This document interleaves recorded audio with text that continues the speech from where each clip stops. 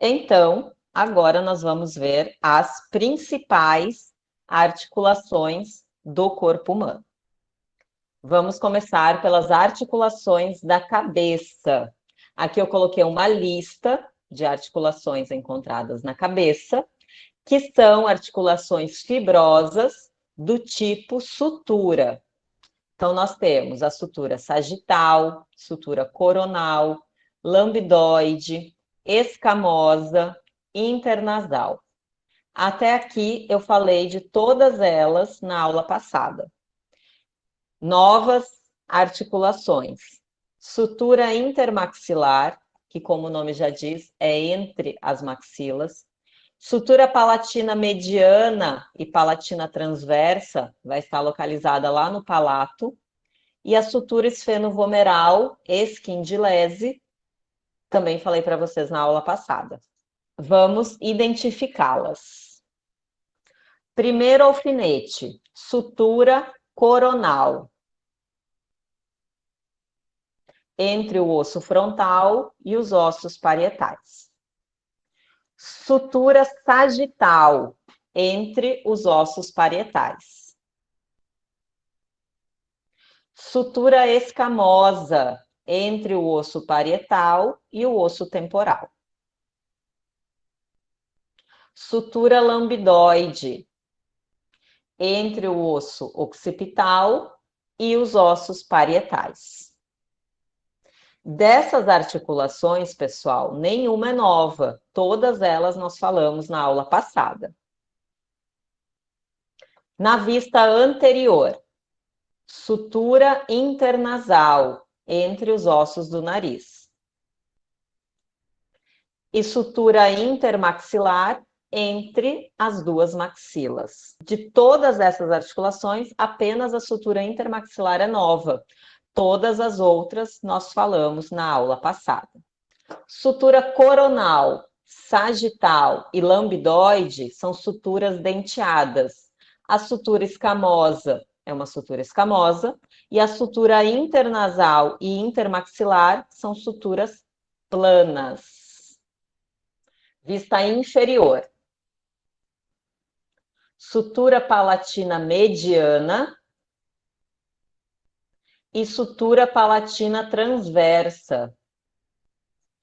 Duas suturas palatinas. A palatina mediana é entre os processos palatinos da maxila, enquanto que a sutura palatina transversa é entre os ossos palatinos e o processo palatino das maxilas.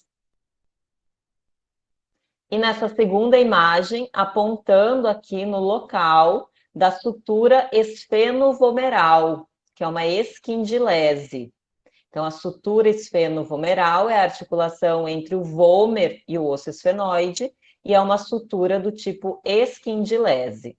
A sutura palatina mediana e a transversa são suturas planas. Faltou um nomezinho, tá aí. Ainda na cabeça, um exemplo de articulação cartilagínea do tipo sincondrose, ou seja, uma articulação que entre os ossos que se articulam existe uma cartilagem hialina. Sincondrose esfeno-occipital. Sincondrose esfeno-occipital. Essa articulação ela está presente entre o osso occipital, nessa região, e o osso esfenoide, sincondrose esfeno-occipital. Essa articulação ela é uma articulação temporária, é uma articulação cartilagínea sincondrose temporária. Por que temporária? Porque ela existe, essa cartilagem hialina existe ou está presente nessa região, enquanto esse crânio está em fase de crescimento. Então, essa articulação vai permitir o crescimento antero-posterior das estruturas ósseas do crânio. Quando o crescimento cessa, essa cartilagem é substituída por osso. Tá? Então, aqui um exemplo de sincondrose temporária, chamada de sincondrose esfeno-occipital. E um exemplo de articulação sinovial encontrada na cabeça, nos ossos da cabeça. Essa articulação é chamada de articulação temporomandibular. Articulação temporomandibular, conhecida como ATM. É a articulação entre os côndilos da mandíbula, de um lado e do outro, e as fossas mandibulares do osso temporal. Nenhum desses nomes é novidade, pessoal. Nós falamos deles na aula de ossos. Tanto os côndilos da mandíbula ou processos condilares da mandíbula, como a fossa mandibular, presente no osso temporal. Essas estruturas se articulam entre si e formam a articulação temporomandibular. Essa articulação temporomandibular é classificada como articulação sinovial, condilar. Eu coloquei um bi aqui, porque nós temos o côndilo de um lado e o côndilo do outro lado. E se ela é condilar, ela é biaxial. Essa ATM, ela é uma articulação mais diferenciada, tá? Porque ela vai executar movimentos um pouco diferentes daqueles movimentos que nós já falamos até agora, mas são especificidades dessa articulação. Quais são os movimentos que ela faz? Depressão e elevação. Depressão é quando a gente abre a boca, tá? Quando eu abro, quando a mandíbula desce. Elevação, quando eu fecho a boca. Protrusão, quando eu coloco a minha mandíbula para frente, eu consigo movimentar ela para frente e para trás. Então, protrusão é quando ela se movimenta para frente e retrusão, quando ela volta para a posição normal, que a gente consegue movimentar ela de um lado para o outro. Então, esses são os movimentos realizados pela articulação temporomandibular. Aqui mostrando que no interior dessa articulação existe um componente eventual, que é um disco articular, que vai melhorar a superfície articular desses ossos, melhorando o encaixe desses ossos. Então, na cabeça, eu apresento uma lista de articulações fibrosas, que são as suturas, bem fáceis e tranquilas de identificar. Uma articulação cartilagínea, que é a sincondrose esfeno-occipital, e uma articulação sinovial, que é a articulação temporomandibular. Então, na cabeça, bem tranquilo da gente identificar e classificar essas articulações. Vamos para a coluna vertebral. A primeira articulação da coluna vertebral que eu coloco aqui é a articulação atlanto-occipital. Como o nome já diz, atlanto-occipital é a articulação entre a atlas, que é a primeira vértebra cervical, e o osso occipital. Então, quais são as superfícies articulares? Os côndilos do osso occipital, mais as faces articulares superiores da atlas. Se vocês voltarem lá na aula de esqueleto axial, eu mostro certinho os côndilos do osso occipital e essa face articular superior, que são estruturas arredondadas que se encaixam para formar essa articulação. Classificação dessa articulação. É uma articulação sinovial, condilar, tem côndilos, então é condilar, biaxial. Movimentos que essa articulação executa. Principal movimento é flexão e extensão. Flexão e extensão. Esse movimento de positivo, né, de sim, que a gente faz com a cabeça. Flexão e extensão. E também, como esses côndilos eles são mais arredondados, eles vão auxiliar nessa lateralidade aqui do pescoço. Segunda articulação da coluna vertebral, articulação atlanto-axial mediana. Essa articulação é a articulação entre o dente do áxis que nós vemos aqui, e o arco anterior da atlas. Arco anterior da atlas. Aqui o arco anterior da atlas e o dente do áxis. arco anterior da atlas e o dente do áxis. Então, essa região vai formar a articulação atlantoaxial mediana. Só questão de curiosidade da articulação anterior, aqui nós vemos, ó, as faces articulares superiores da atlas. Essas faces vão se articular com os côndilos do osso occipital para formar a articulação atlanto-occipital. Bom, classificação dessa articulação. É uma articulação sinovial, trocoide, olha o formato aqui das estruturas, trocoide. Se é trocoide, é uniaxial. Se ela é trocoide, uniaxial, ela vai permitir movimentos de rotação do pescoço, tá? Quando eu faço esse sinal de negativo, estou fazendo uma rotação do pescoço. Ainda na coluna vertebral, sínfise intervertebral. A sínfise intervertebral é um exemplo de articulação que está presente na coluna vertebral, mas que vai corresponder a uma articulação cartilagínea. Quem que se articula nessa articulação? O corpo das vértebras adjacentes. Então, nós temos o corpo de uma vértebra, um disco. O corpo, um disco. Um corpo, um disco e assim sucessivamente. Aqui mostrando, ó, esse esquema, eu tinha falado para vocês na aula passada, mostrando a constituição do disco intervertebral. Nós vamos ter os anéis ou o anel fibroso mais externamente, e no interior nós vamos ter uma substância mais gelatinosa, que é chamada de núcleo pulposo. Então, o meio de união dessa articulação é o disco intervertebral, formado, então, por lâminas de tecido, de tecido fibrocartilaginoso e por um núcleo mais gelatinoso, que é o núcleo pulposo. Classificação dessa articulação é uma articulação cartilagínea do tipo sínfise. Então, na coluna vertebral, 3 articulações: articulação atlanto-occipital, articulação atlantoaxial mediana e a sínfise intervertebral. 2 articulações sinoviais, uma articulação cartilagínea. Articulações da caixa torácica. Primeira que eu coloco aqui é a articulação costocondral, articulação entre as costelas e as cartilagens costais.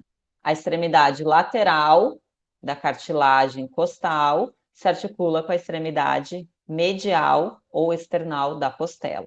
Não precisa saber as extremidades, apenas saber que é a articulação das costelas com as cartilagens costais.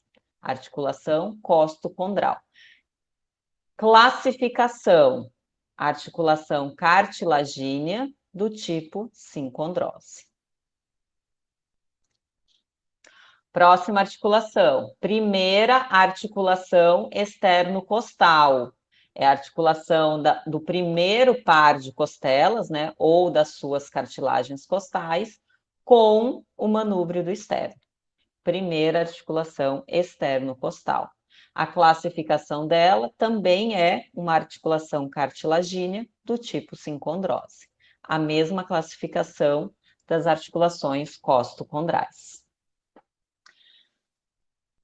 As demais articulações externo-costais. Então, do segundo ao sétimo par.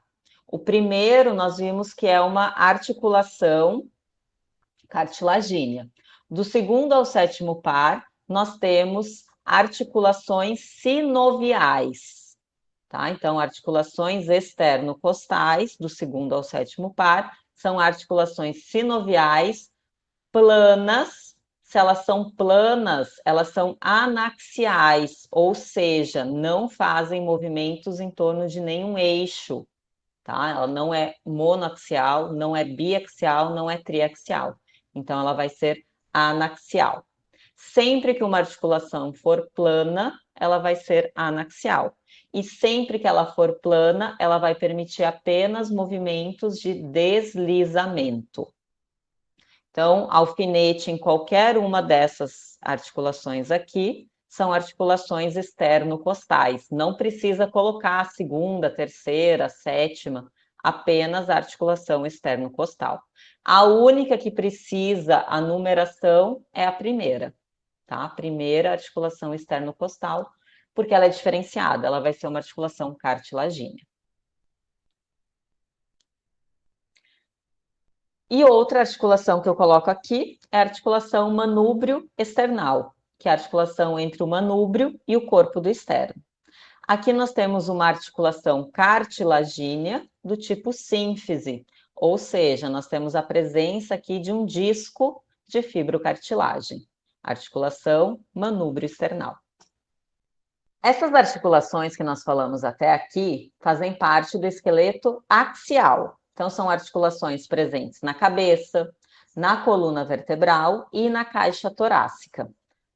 A partir de agora, nós vamos falar de articulações que estão presentes no esqueleto apendicular. Esqueleto apendicular. Então, são as articulações que estão presentes nos membros superiores, nos membros inferiores e nas cinturas pélvica e escapular. Primeira articulação que eu coloco aqui, a articulação externo-clavicular. A articulação externo-clavicular é a articulação da extremidade external da clavícula com a incisura clavicular do manúbrio do externo.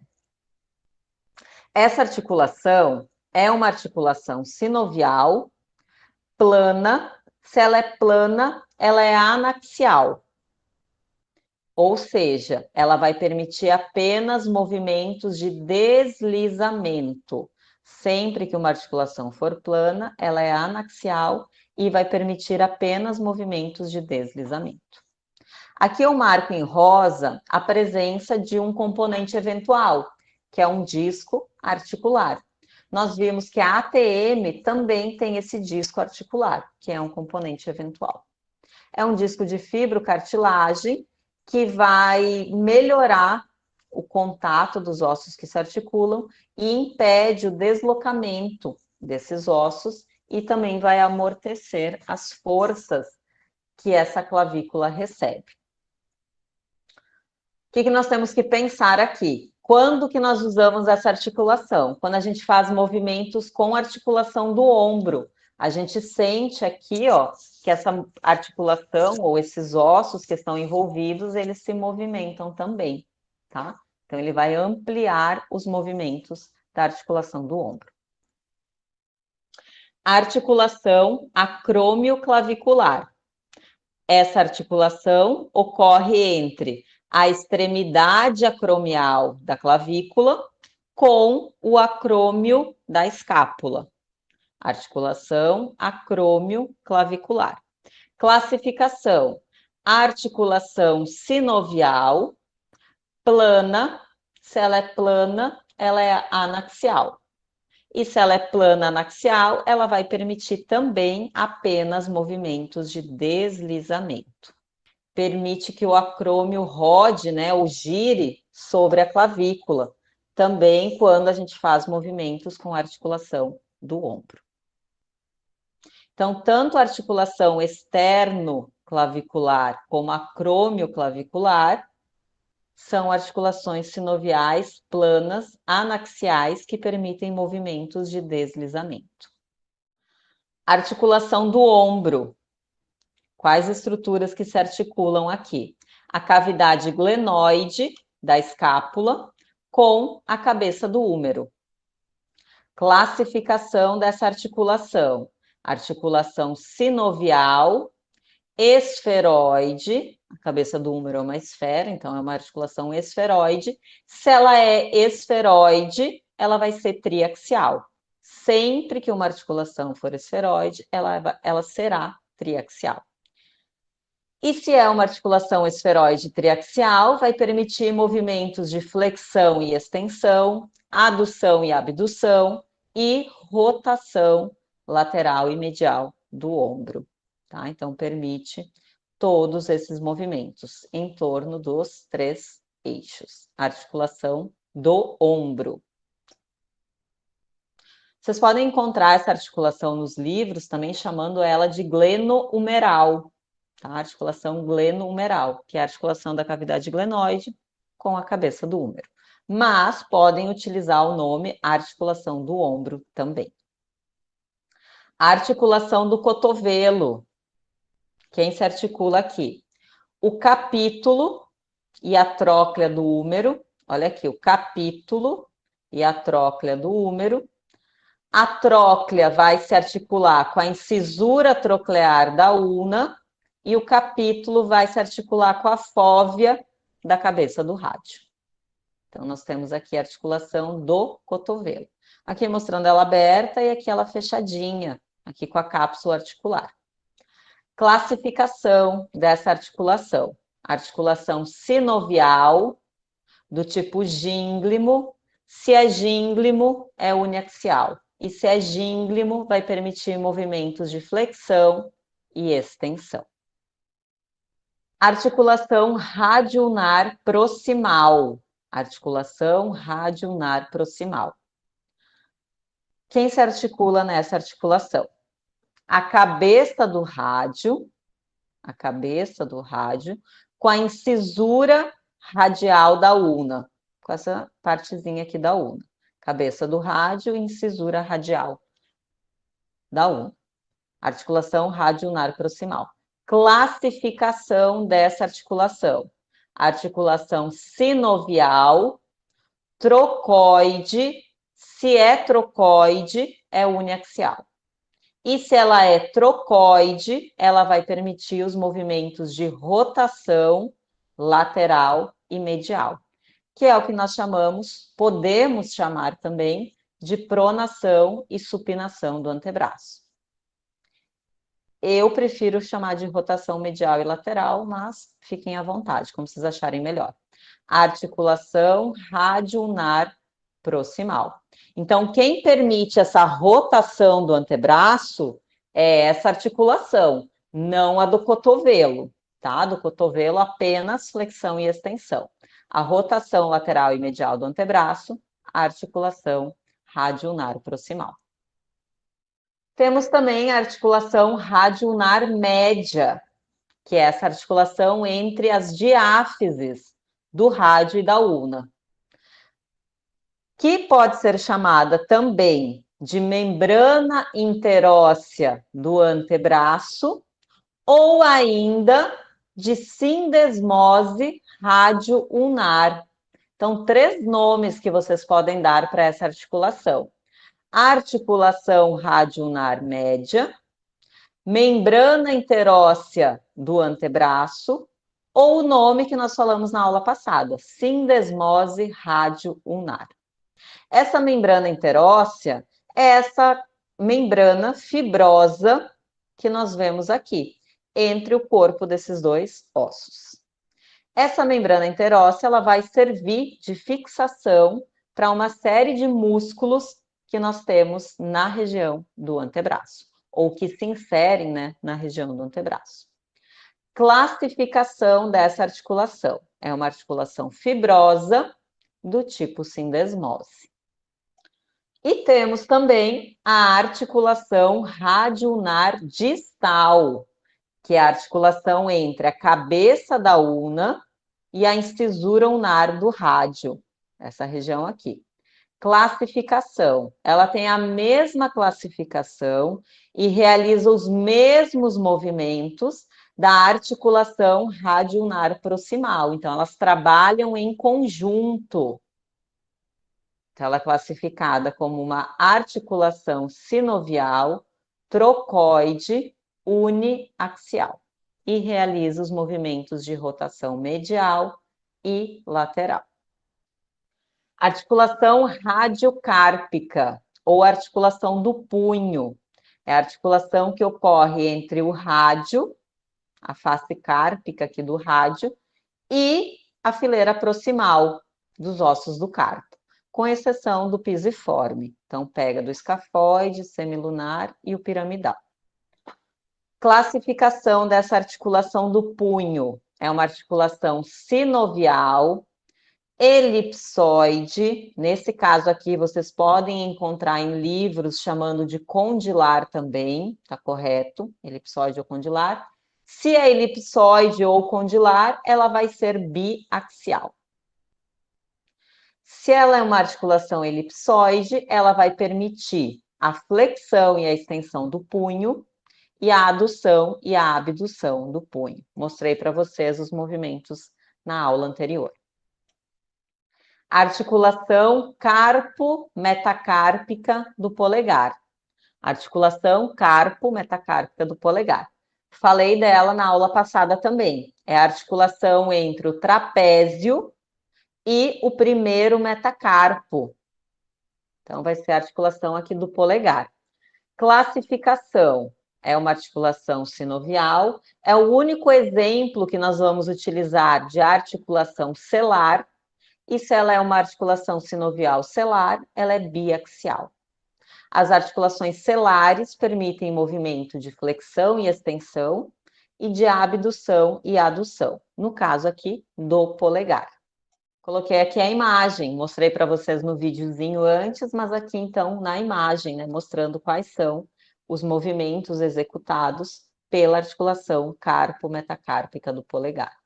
A flexão e a extensão do polegar, a abdução, quando abre, a adução, quando fecha, e aqui o movimento de oposição, quando toca a pontinha dos outros dedos. As articulações da mão. Coloquei aqui 3 articulações. Vamos lá. A primeira, eu marco aqui com alfinete rosa, é a articulação ou articulações carpo-metacárpicas. Nós falamos separadamente da carpo-metacárpica do polegar. Aqui nós temos as demais articulações carpo-metacárpicas. Aí não precisa falar de qual dedo que é, apenas articulação carpo-metacárpica. Essas articulações são articulações sinoviais, planas, anaxiais e permitem movimentos de deslizamento. Nós temos que pensar que essas articulações carpo-metacárpicas, elas estão aqui no meio da nossa mão. Então, vai ser a articulação dos ossos do carpo, da fileira distal, com os metacarpos, do segundo ao quinto. Tá? Então, fica bem nessa região aqui da mão. Então, os movimentos que elas executam são apenas movimentos de deslizamento de um osso sobre o outro, quando a gente realiza outros movimentos com a mão. Então, articulação carpo-metacárpica. Próxima articulação metacarpo-falângica. As articulações metacarpo-falângicas são as articulações dos metacarpos com as falanges proximais. Essas articulações metacarpo-falângicas são articulações sinoviais, elipsoides, biaxiais. Se elas são elipsoides biaxiais, elas vão permitir o movimento de flexão, extensão, abdução e adução dos dedos. E as articulações interfalângicas são as articulações entre as falanges, entre falange proximal e média, e entre falange média e distal. No caso do polegar, entre falange proximal e falange distal. As articulações interfalângicas são articulações sinoviais, gínglimo. Se elas são gínglimos, elas são uniaxiais e permitem movimentos de flexão e extensão. Vamos agora para os membros inferiores. Começando com a articulação na cintura pélvica, onde nós vamos ter a articulação sacroilíaca, que é a articulação entre a face auricular do ilho com a face auricular do sacro, formando, então, a articulação sacroilíaca. Essa articulação é uma articulação sinovial, plana. Se ela é plana, ela é anaxial. e permite apenas movimentos de deslizamento. Articulação sínfise púbica é a articulação entre as faces mediais do púbis de um lado do osso do quadril e do púbis do outro lado do osso do quadril. Ou articulação entre as faces mediais da parte púbica do osso do quadril. Então, marcando aqui com o alfinete em verde a sínfise púbica, onde nós vamos ter como meio de união a presença de um disco de fibrocartilagem chamado de disco interpúbico. Classificação dessa articulação. É uma articulação cartilagínea do tipo sínfise. Nesse caso aqui, eu gosto de chamar a atenção para os movimentos que essa articulação permite, que são visíveis apenas na fase final da gravidez. Então, né, para ocorrer aqui um encaixe do bebê e para permitir a passagem do bebê no parto. Articulação do quadril. Articulação entre o acetábulo e a cabeça do fêmur. Essa articulação ela é reforçada por um ligamento que está na parte interna, chamado de ligamento da cabeça do fêmur. Esse ligamento da cabeça do fêmur sai lá da fóvea da cabeça do fêmur e se prende lá na fossa do acetábulo. Então, vai reforçar os meios de união dessa articulação. Essa articulação é classificada como sinovial, esferoide, triaxial. Se ela é esferoide e triaxial, ela permite movimentos de flexão e extensão, adução e abdução e rotação lateral e medial do quadril. Então, aqui nós vemos a cápsula articular e aqui nós vemos a parte interna dessa articulação. Então, nós vemos aqui a cabeça do fêmur e o acetábulo. E aqui o ligamento da cabeça do fêmur, que vai reforçar essa articulação. Aí nós chegamos na articulação do joelho. Quais são as superfícies articulares dessa articulação? Os côndilos do fêmur, os côndilos da tíbia e a face articular da patela. O que eu quero chamar a atenção aqui de vocês, pessoal? Olha quem se articula nessa articulação. Côndilos do fêmur, côndilos da tíbia e face articular da patela. Por que eu estou repetindo? Porque sempre que eu coloco uma questão na prova, quais ossos se articulam na articulação do joelho, os alunos colocam fêmur, tíbia, fíbula e patela. Em nenhum momento eu cito a fíbula aqui. Então, a fíbula não participa da articulação do joelho. Quem participa é o fêmur, a tíbia e a patela, apenas. Essa articulação do joelho é uma articulação que, já falei algumas vezes, né, anteriormente para vocês, que absorve ou que recebe muito peso do nosso corpo. Então, ela tem que ser bem reforçada.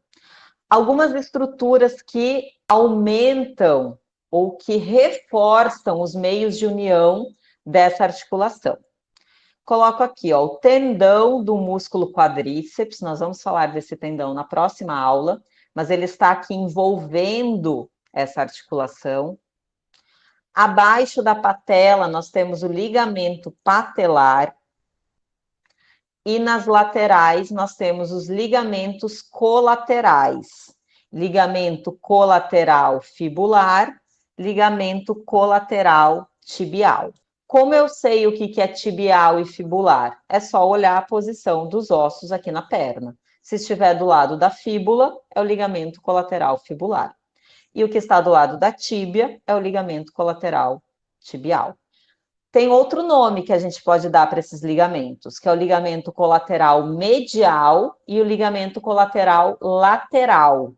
Qual desses dois, o verde ou o rosa, que é o ligamento colateral medial? Rosa.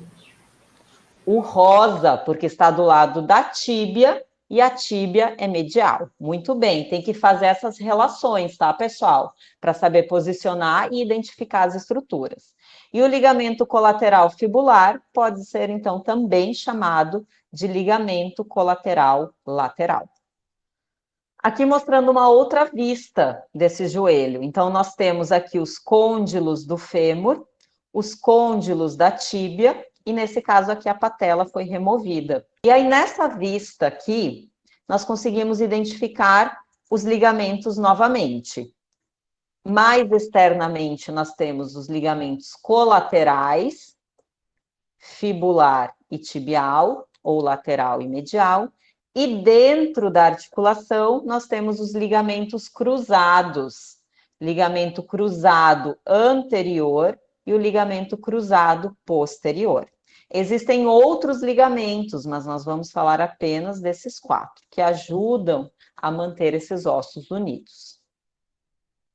Qual a classificação dessa articulação? A articulação sinovial, condilar. Se é condilar, ela é biaxial.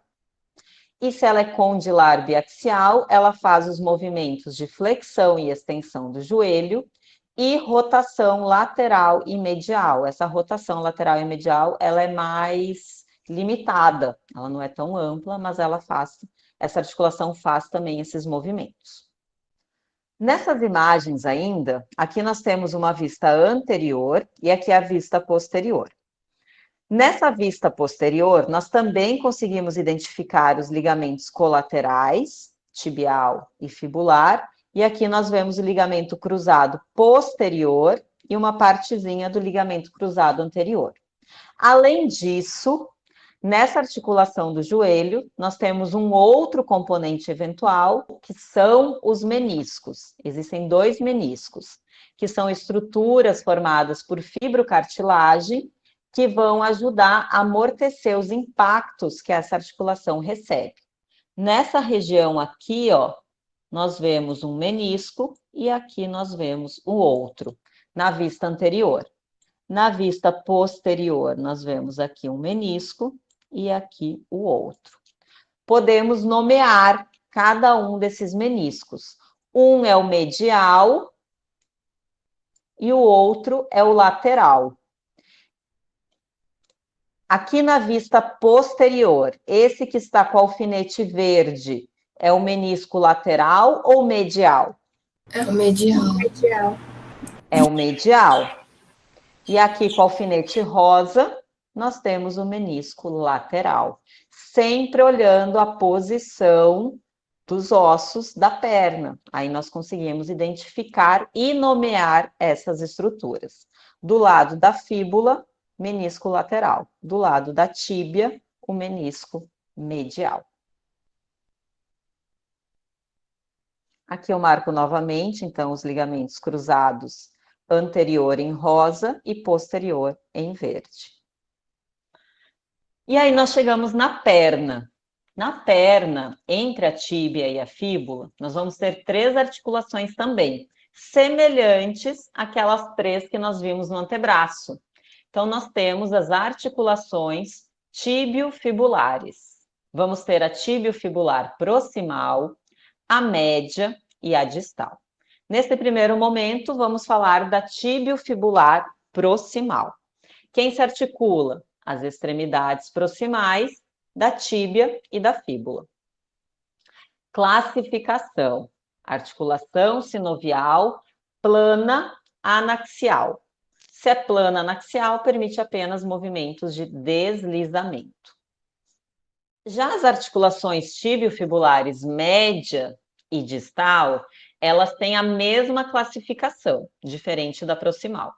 Na média, nós vamos ter essa membrana interóssea, tá? Então, essa articulação ela pode ser chamada de articulação tíbio-fibular média, ou de membrana interóssea da perna, ou ainda de sindesmose tíbio-fibular, como vocês preferirem.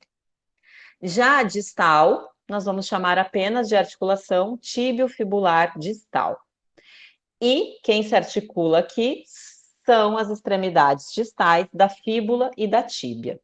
enquanto que na média são as diáfises da tíbia e da fíbula. Classificação, tanto da média como da distal.